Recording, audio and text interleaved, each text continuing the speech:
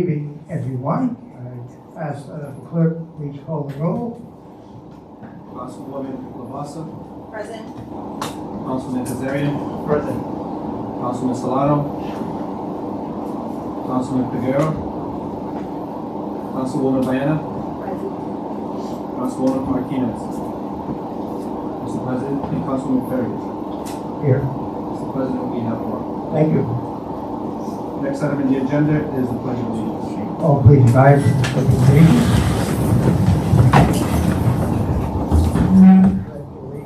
To the flag of the United States of America and to the republic for which it stands, one nation, under God, indivisible, with liberty and justice for all. Thank you, everyone. Thank you. The next item on the agenda is item 3, a budget addressed by Mayor Rivera. Yeah.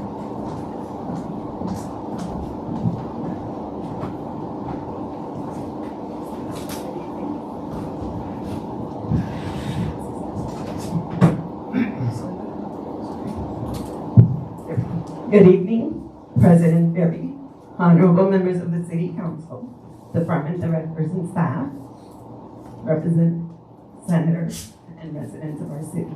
It's a privilege to be standing before you today to deliver my third budget address. Thinking back to when I first ran for office and spoke with thousands of our neighbors across our city, I heard over and over that we could be better. Our services could be more accessible, our streets could be safer, and the city could become the best community in Rhode Island for helping all of our families thrive. I'm committed to making these a reality, and 3 years later, we've made huge progress. Our administration has worked tirelessly to ensure that the Central Falls of today works for every person that lives, works, and visits here. And moreover, that Central Falls of tomorrow excels our economy and our future generations. It's no surprise we've been recognized on local and national levels for our work over the last year. From our boots on the ground effort to making our city healthier, to creative new housing solutions, to unique opportunities that empower our youth, and we're still going. Using this momentum, I am proud to present you tonight with a balanced proposed fiscal year 2024 budget that meets the current needs of our city and lays the foundation for successful years ahead. This budget not only supports our necessary operations, services, and programs, but it complements key federal and state dollars and grants we proudly won that bring our beautiful vision for Central Falls to life. Thank you to our fund developer, Becca Calamari, for helping secure so many of these funds.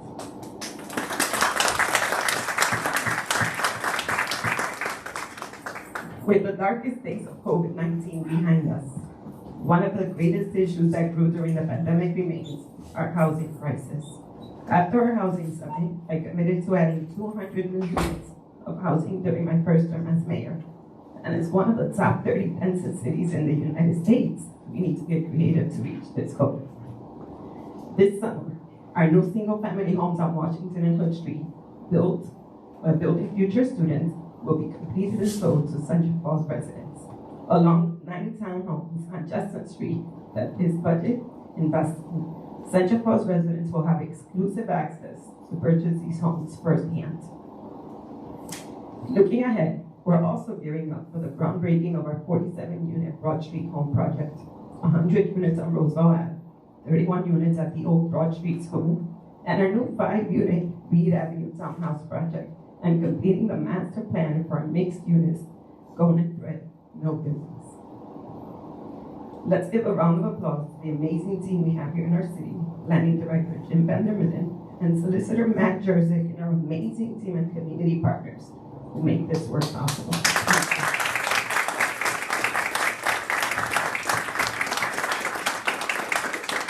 I also want to give a shout out to our nuisance task force that has been working hard to ensure more properties are safe for families and support our community's needs. Thank you, Assistant Solicitor Jose Batista, for leading this effort.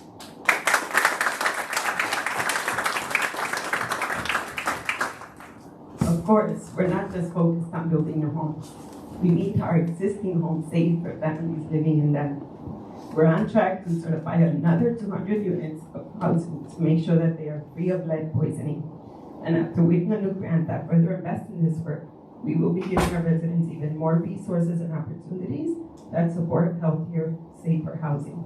Thank you, Tyler Romero and our law department for your leadership.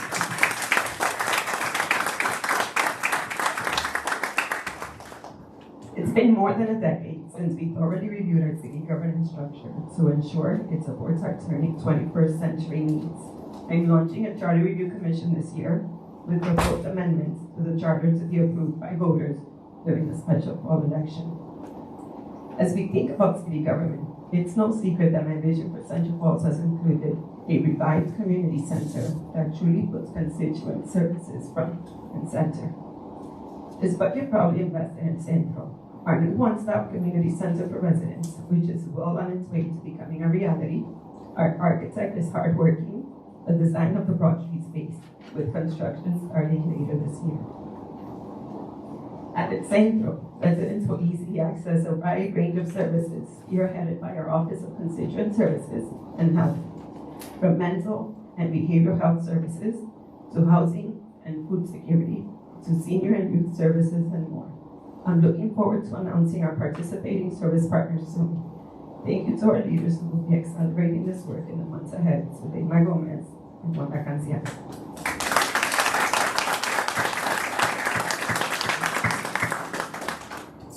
As more residents choose to live here, I want to do all we can to make sure that the city is more accessible and affordable. I'm proud to share that we are expanding our partnership with Rivera to continue our successful Free Starting Right pilot program through the summer and widening its reach to include our new Pawtucket Central Falls Transit Center. Beyond bolstering use of public transportation, other efforts to help make the cost of living more affordable have made a big impact, like our campaign to roll out the Affordable Connectivity Program, now being replicated in other communities, which successfully connected more than 70% of eligible households to the internet, making Central Falls #1 in the state. And our Community Electricity Aggregation Program, which is bringing cleaner, cheaper electricity to residents. These efforts are an important part of creating a more sustainable future for Central Falls. This budget also invests in our city's first sustainability officer, part of our 2023 Climate Action Plan, that works to build a more resilient future for us all. I want to give a special shout out to our impressive intern, Logan Torres, who spearheaded this development of this plan and got our city focused on this important issue. Thank you.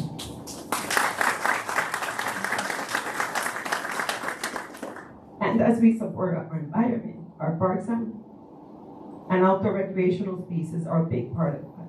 We'll be opening our new basketball court on High Street this year. Our renovations to Jenks Park will start this year. Our exciting Phillip Street Community Garden will officially open this year. And so we're in a beautifully renovated Garfield Street Park for families to enjoy.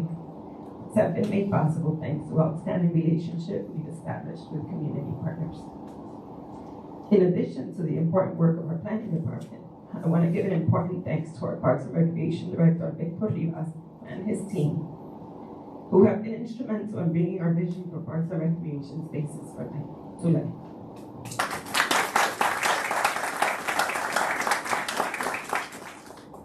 All around our city, we'll be planning much needed road and sidewalk repairs that this budget invested in, with matching funds thanks to the state's Municipal Road Fund program.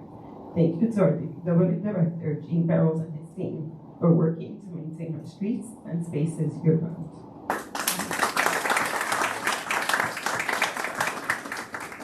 I'm pleased to share that our city is even safer than last year, with crime already down 25% in 2023. And while our overall crime and violent crime rates are consistently the lowest they've been in decades, I want to do more to proactively protect our families.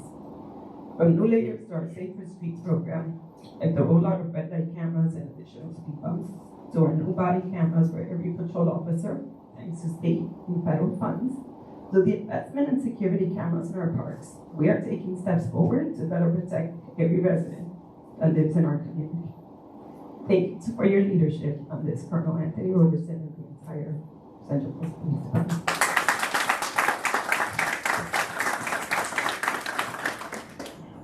Along with our police department, our fire department has been a big part of keeping our community safe. And I see a lot of our firefighters here. Thank you for being here today. I'm thrilled that we will finally be receiving our new fire engine truck this year, thanks to our federal delegation, the support of Derek. Fire Chief Scott Mello, thank you for your continued service and dedication to our community. We're always working tirelessly to protect us all.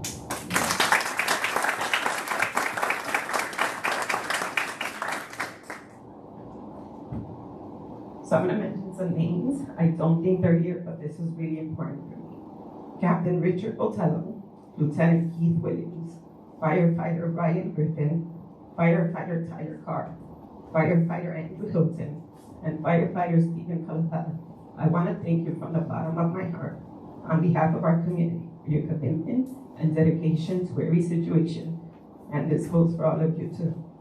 Especially after this tough past week, one where so many of us have been impacted by this devastating news around a beloved young woman you fought hard for. I know your work is not easy, and I can only imagine the toll it takes on you, knowing you always do everything you can to save a life. Because of your resilience and rescue work, I continue to think about investments in our public safety and why this is so important. Thank you.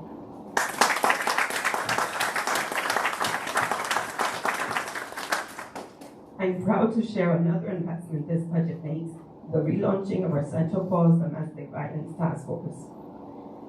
During the pandemic, domestic violence was the #1 phone call in the police department, which is why this is so important for me.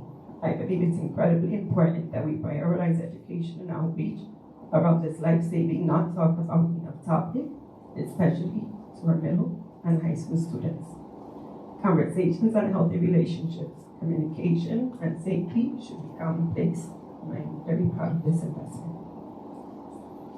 As we think about youth services, we now have many synchronized initiative efforts to support this work.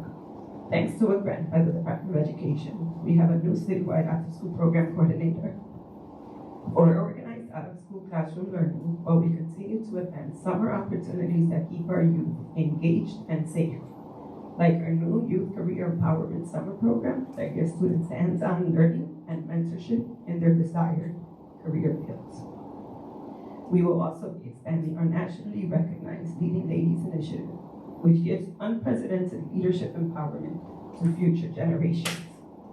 We also continue to invest in Central Falls Public Library and hope to strengthen our partnerships with their programming. It's no secret that education in Central Falls has been a topic of conversation as we make big strides forward. We're finally going to be breaking ground on our new highly anticipated high school, investing in the significant improvements at Calgary Middle School, and planning for amazing facility upgrades to all of our other school buildings. This budget supports the creation and investment in our school construction revolving funds for responsible and planned school construction spending. Recently, we engaged our community around the opportunity to serve on the Central Falls Board of Trustees to govern our schools and to make sure we have a transparent process and voices that are going to advocate for the needs of the students of the district. This is a vital time for education in our city, and we will continue working to involve our students, teachers, parents, and residents in changes and improvements ahead. When I took office, I knew our city's relatively small budget would be a challenge. With so many critical services and residents, every dollar counts.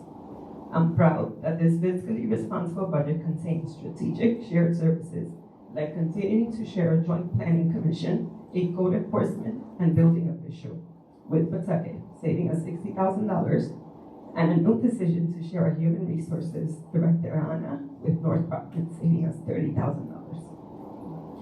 Furthermore, we've increased strategic community partnerships that can help fill the gaps of support that help our community in specific ways, like helping secure $1 million in funding for Giants Park Pediatrics from the Pepito Foundation that directly aids the evolving health needs of our community, to our partnership with the Housing Authority to provide exciting programming to our seniors, to the Aisha Project to help address families facing food insecurity.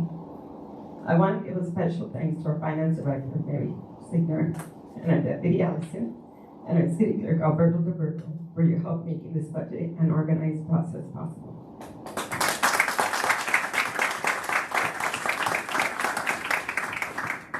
And to our Human Resources Director, Ana Ureña, thank you for supporting the work of our many departments and continue to help with our city processes. Gracias. Our city staff truly do amazing work, and I believe it's important to continue to invest in the leadership and development of our employees. This budget supports one leadership role at a spot per year to continue to do just that. I also recognize it's not just our staff leading our city. We have amazing community members who serve on our boards. This budget supports increased stipends to recruit and retain talented, engaged members. I want Central Falls to become a leading city where more businesses choose to open their doors and grow. This budget continues the investment in our new small business and workforce coordinator position, who not only connects our businesses with key resources and programs, but supports our local workforce by organizing helpful job fairs and engagement with our employers. We'll continue to support our business community this way, and I am proud to share that this business-friendly budget provides a new $20,000 exemption on tangible property and includes no increase in our commercial tax rate. I also want Central Falls to become a leading city where more families choose to stay. This budget invests in increased other post-employment benefits, EOPID, spending for our retiree benefits, and for everyone who owns a car. You know that the car taxes have been eliminated. I look forward to all of the exciting ways we will continue to celebrate our city, our residents, and businesses in the months ahead, like one of my favorite times of the year, Central Falls Restaurant Week. Looking ahead to other exciting events, thanks to our hard-working team, gracious grant funding, and continued budget investments in our amazing departments like Parks and Recreation, we have an exciting lineup of events for our residents. From our two beloved Salsa Nights, to our Food Truck Festival, to our Summer Basketball League, to our Fun Youth Kayak Program, to our Jazz Nights, and so much more. I would like to extend my deepest gratitude to all of our city department leaders and team who have stayed committed to our administration's mission to progress our city forward and provide programs and services that are accessible, a community that is safe and engaging, and a city that helps families from all backgrounds thrive. Directors and staff, if you could please stand just so that we can recognize you. And thank you for all of the work that you do for the city.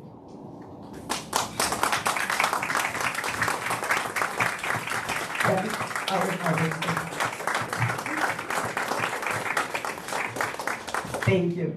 You help make our vision and our amazing progress possible every day. Members of the council, we have an important, exciting year ahead of us. I want to thank you for all of the work that you do, and thank you for your partnership in this work. To everyone in our community, gracias.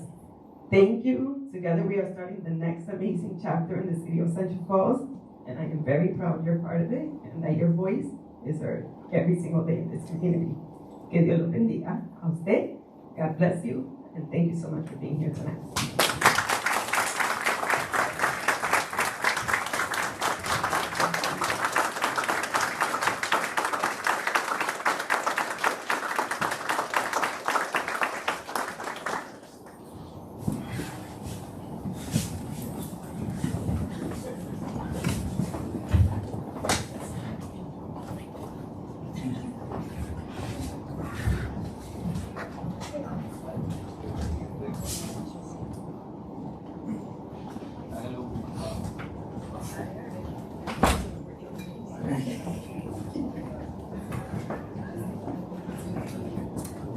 Next item on your agenda, item 4, scheduled bills, hearings, and consideration.